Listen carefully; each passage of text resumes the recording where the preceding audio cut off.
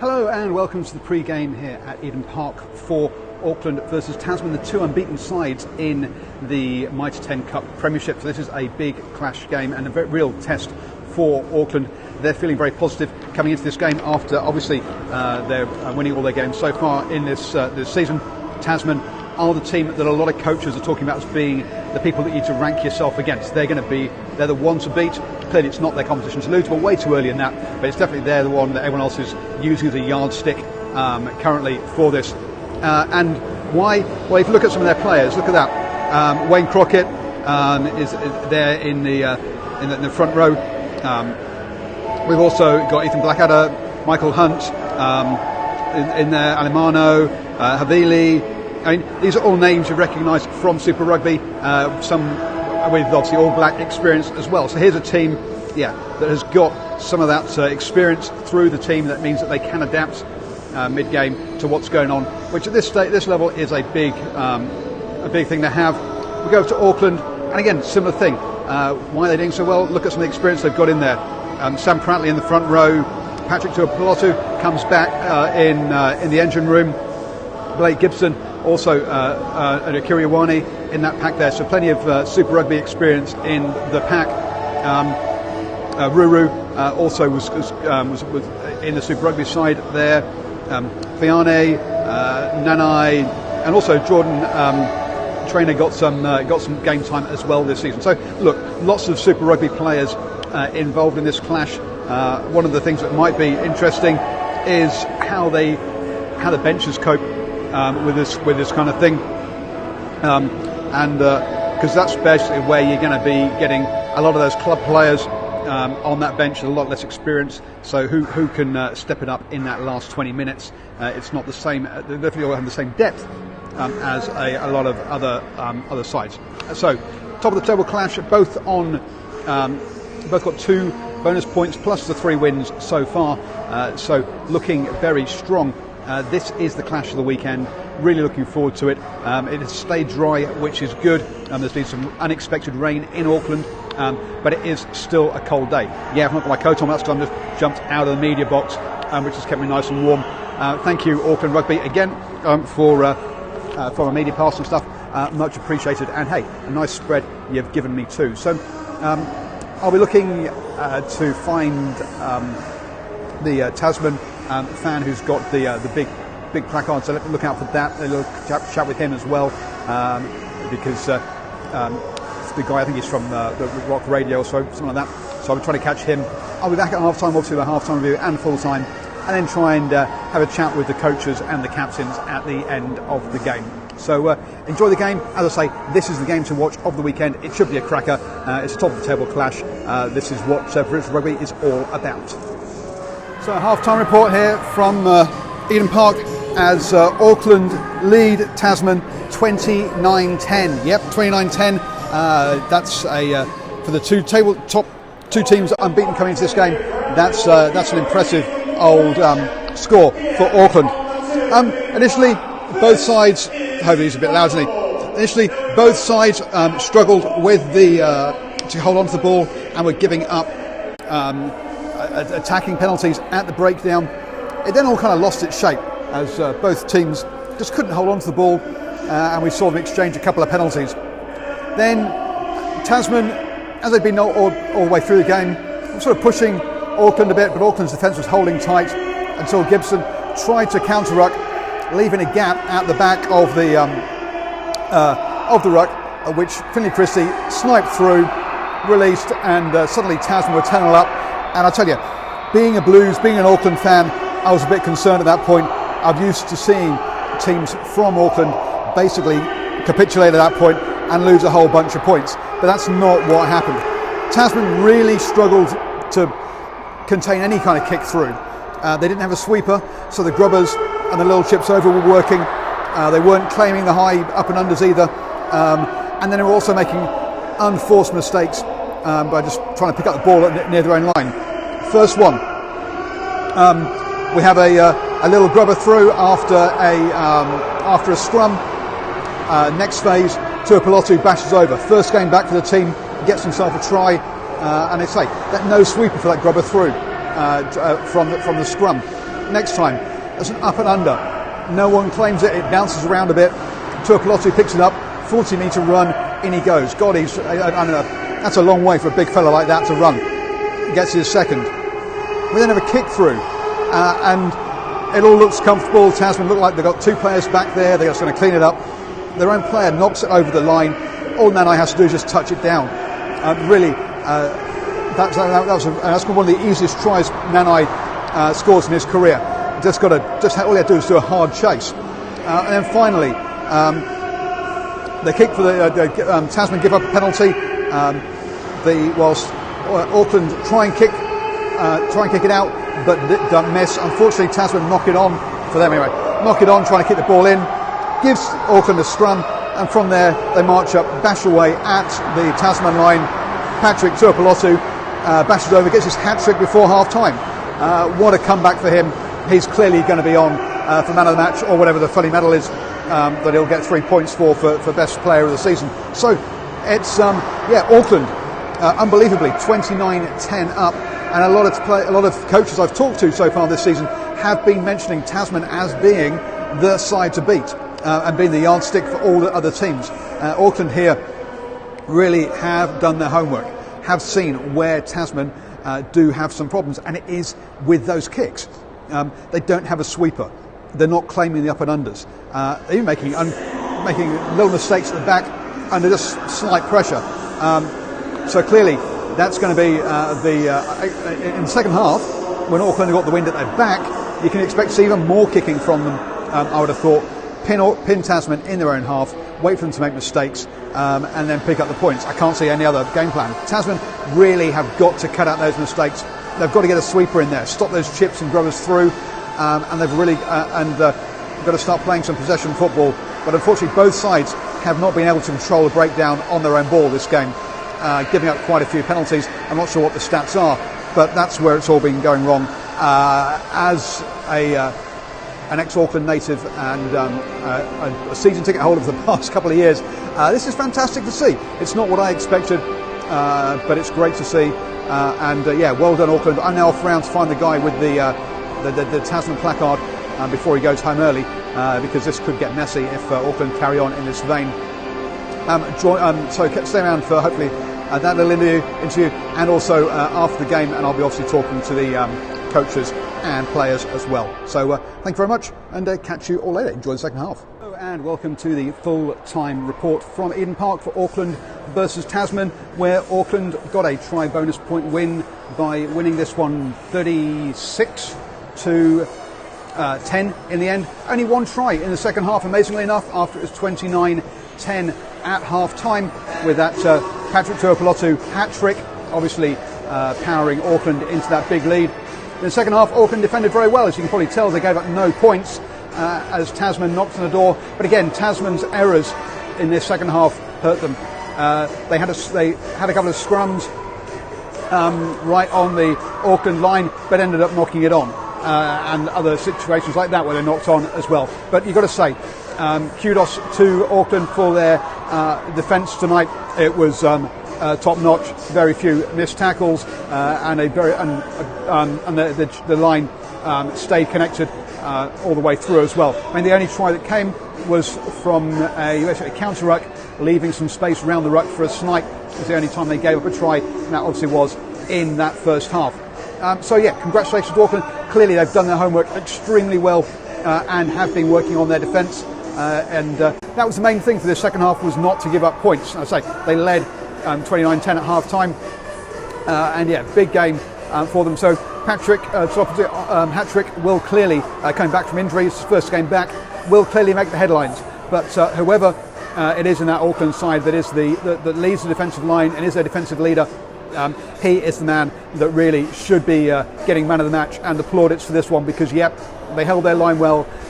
At times it was a bit static and perhaps didn't have the line speed you'd want, but they stayed connected, which meant that Tasman couldn't get through or around them, and they didn't give up, and they also won that breakdown battle. Players getting over the ball, slowing down the ball.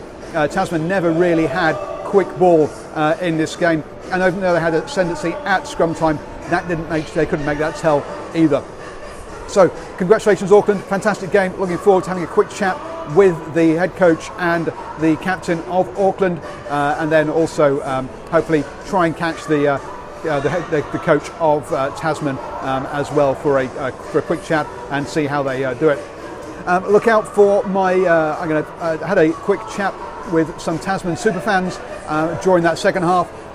So look out for that video. I'm going to try and start doing a superfan series of videos where I try and catch superfans of each province as I move around the country. So yeah, keep an eye out for that one as well. Thank you to the boys for having me and letting me sit with them during that second half. So thank you everybody, and yeah, stick around for my interviews in probably about 15 to 20 minutes time. And because of it we couldn't get our game going, so we weren't able to generate any fast ball, and that was the end of it really. Yeah. And was that 13-minute period to the end of the first half where they got a massive amount of points and you could sort of come back from that? Yeah, they obviously had a plan to put the ball in behind a little bit, so we didn't deal with that well enough, and look, we did have enough ball in the end to make a game of it and try and come back, but their defence was outstanding and showed a lot of tenacity to keep holding us out. So they were definitely up for the game and thoroughly deserved the win. 29-10 down at half time. What was your message in the second spell to try and get back in the contest? Oh, we hadn't played any rugby yet, especially the type of the game that we wanted to play. We weren't able to build phases and generate the ball that we wanted to get, and that was simply it. Like the game's never lost. We've seen a lot of games this year already where teams will get momentum, and that happened to them in the first half, like you said, in that little 13-minute period, and it could easily have been us in the second half if we got the detail to our game right, which we did for very small patches, but definitely not long enough to be genuine contenders to try and win the game. So yeah, very disappointing. Was that down to Auckland's defence or your own sort of mistakes not being able to crack the line? A little bit of both. I think they put a lot of energy into the breakdown and slowed our ball down, and I think we struggled to deal with that at times. We got penalised a lot at the breakdown as well, which we'll have to have a good look at. So the breakdown area was a bit of a mess for us. Bringing on Andrew and Levi at half time, just the decisions around that was just more an impact than anything, or? Yeah, well, their role was to bring impact this week. They played big minutes in the last few weeks, and obviously a couple of big men. So you've got to try and look after them. So the plan wasn't to bring them on at half time before the game, but obviously we weren't in a great position at half time. So we just had to try and turn it around, and we obviously didn't. So. How much of a reset do you need ahead of Taranaki next week? Oh, look, I don't know if you're looking at watching the rest of the games, it's a pretty common trend, isn't it? The team gets up one week. Look at Waikato's performance against Wellington. Short turnarounds, big games, and it's these guys. A lot of the younger guys are learning how to turn around really quickly, and it's not the physical side; it's the mental side to get back up again. And I don't think we got back up well enough after what was a pretty intense battle against North Harbour. I just don't think we were quite there mentally. So you only have to be 1 or 2% off, and you saw tonight what happens when you are. So yeah, it's good learning for us. And back to Nelson next. Well, for the first time this season at Nelson next weekend, is it? Yeah. Well, the All Blacks have had our training or our ground for the year until tomorrow night, so it'll be nice to get back home and to play at Trafalgar Park we need as well. It's a pretty decent surface at the moment, so as long as All Blacks don't tear it up for us. So no, it'll be really nice to get home, and obviously Taranaki's we've got a bit of history with them, so a good chance for us to turn it around. And yet you said it was the mental side. It seemed to be sort of knock-ons, knockbacks for that kind of seemed to be a big issue for tonight. So trying to refresh mentally, going to give them a couple of days off or train them? No. We'll give them the rest of the night off, I think. Yeah, look, that's a decision. We'll sit down as a coaching group. It's probably just a learning opportunity for our boys. I think this is a difficult competition because as soon as you take somebody a little bit lightly, you'll get caught up. And I don't think we took Auckland lightly at all. But like I said, you don't have to be far off to get made to pay. So good chance to reflect back and think about the way we mentally prepared for the game. And maybe ask some of the more senior experienced boys to take the young boys aside and talk them through it. Could have been a bit of mentoring, perhaps? Yeah, potentially, but I don't think it was all the young guys that got it wrong tonight. I think some of the older guys did as well. So I think everybody would be probably a chance to have a bit of a reflection and see how they feel they prepared. Most of the squad going to the test tomorrow night, are they? I'm not too sure. We haven't talked about it. You going? Yeah, I'm definitely going to watch. Yeah, I think they will do. Yeah, it's not often you get a test match in Nelson. Well, it's never you get a test match in Nelson. So yeah, they'll definitely be there to have a look. Maybe next time you're back at Eden Park, maybe plaster seating, you'll be in a different coaching box as well. Get a good look around the ground. Yeah. No, it was. If the Blues can put a performance in like the Auckland team, then we'll be looking all right. Yeah, they played very well tonight. Cool. Hey, thanks, Liam. Thanks a lot. Cheers. Thanks. I guess people were saying this is your biggest test of the season so far, considering where Tasman, how they've been doing. What did you make of it tonight? Yeah, no, I suppose it was for us, and I'm just extremely proud of the players' performance, and to have a result like that. I'm very proud of the effort that's gone in. Obviously, we made some changes and we prepared differently this week in terms of just enjoying the moment and enjoying the occasion and enjoying the challenge, top of the table. And it certainly brought the best out of a lot of the players and a lot of the management as well. So it's certainly been a very enjoyable week. And now with the result, we'll make sure that we'll make sure we definitely enjoy it. Just in terms of differently, so how was it different this week, Alama? Oh, we didn't want to be fazed by the occasion. We wanted to make sure that we had fun in what we were doing, and respectfully, we knew that Tasman were on a high, and they play well. They were top of the table for a reason, and we had to respect that. But it didn't stop us, doing what we were good at and taking it to another level, which was great. Obviously, having Patrick, the occasion of him coming back, has also added to the moment for us. So it's very proud of the boys and very proud of the leadership. Tasman had started pretty strongly this year, but really apart from that blackout try, didn't get a sniff, and you must be proud of the defensive effort, especially in that second half when they had a mountain of possession and weren't able to cross. Yeah, obviously every week we have areas that we need to focus on, and defence for us has probably been an area that we let ourselves down in the first early quarters of games. But this week has been a massive shift in mindset and shift in the intensity and just the ability to enjoy each other's company and work hard for each other. So certainly an area that was stand out today, and I think it just added the confidence to the players to get on top. You could see the energy levels above, and they were all on their feet. So tactically I think we played well. Do you think? Sorry. Talking about tactics, you obviously saw a lot of kicking through there. Was that something that the players were doing on the fly, or was that a conscious choice? No, that was a preparation. That was a strategy that we approached this week. We knew that there were spaces there, but it's like anything, you can assume it until you actually prove it on the field. And the players did really well to react to it. So they did really well in terms of exploiting that. It did change pitches in the second half. However, we were probably more in defence mode rather than attack. So as an attack coach, I get a little bit disappointed in that. But but never mind. If the defence is going well, then it's wins you big games sometimes. Alama, do you think your side made a statement to the rest of the competition tonight?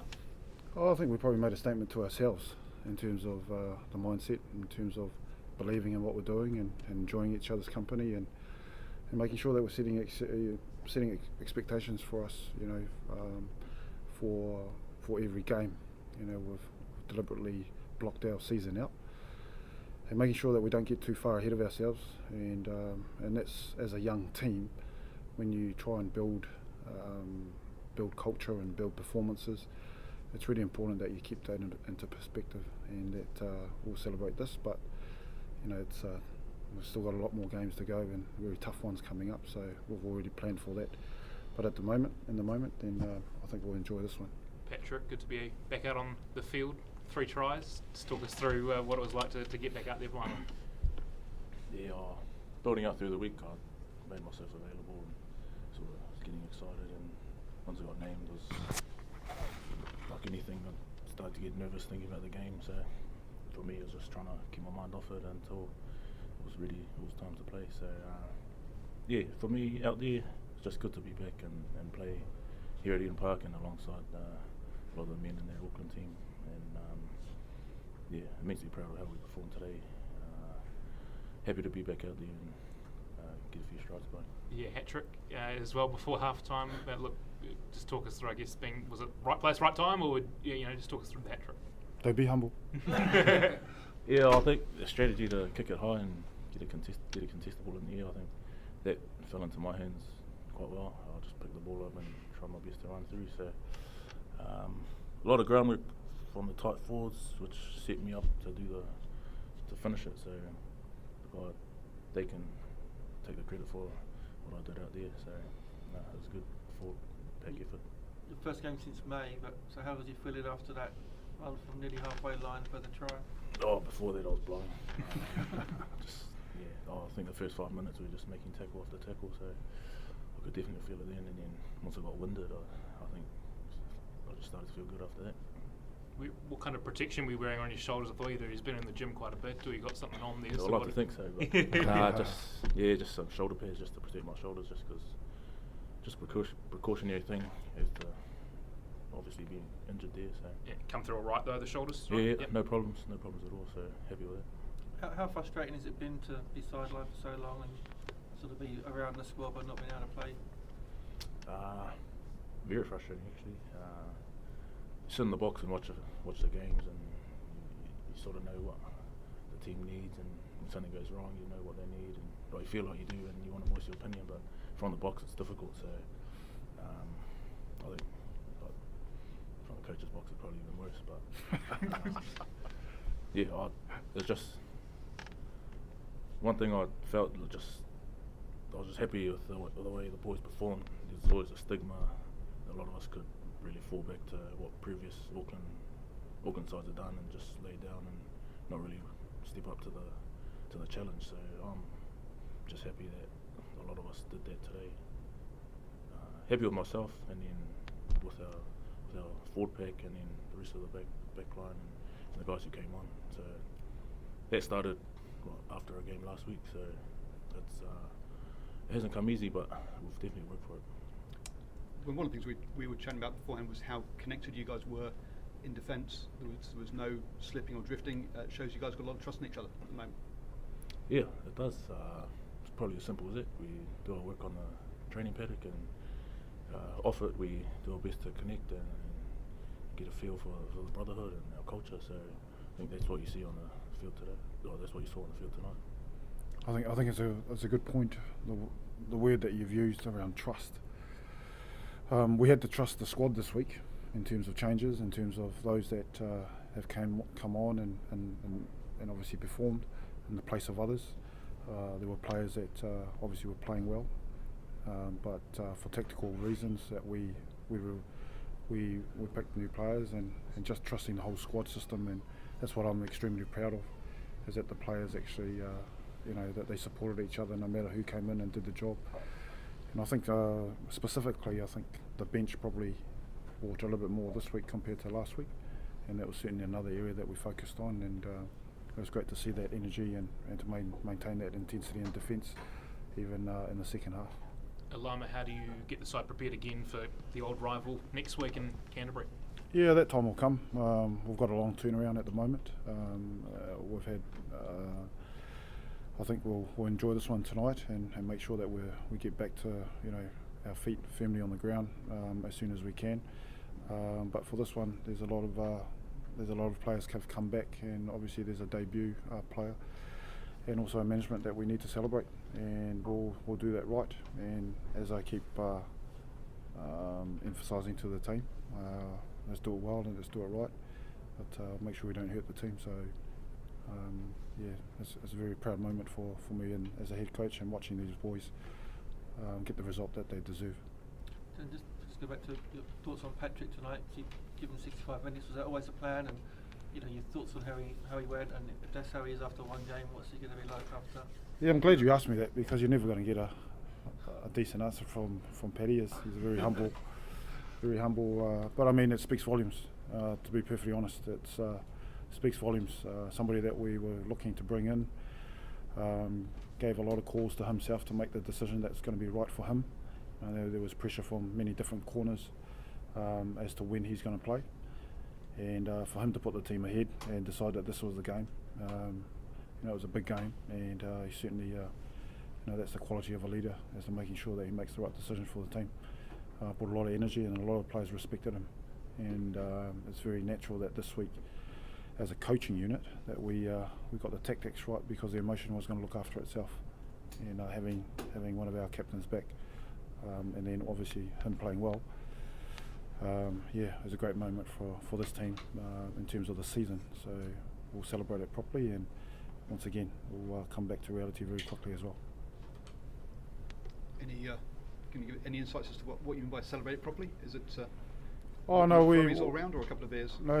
One of our values is obviously, we got to make sure that we prepare well and we present well, and make sure that we that we actually celebrate what needs to be celebrated and do it in the right way. So, as I said, it's not only on the field that you need to celebrate. It's there's a lot of stuff that happens behind the scenes that we also identify that helps to the success of this team. And it's a very young team, very new team. So, we're just working our way through that. But to date, we'll take this result, and once again, I'm very proud of the effort, and the result just tops it off in terms of how they're prepared this week. Sweet. Cool. Thank you guys. Thanks,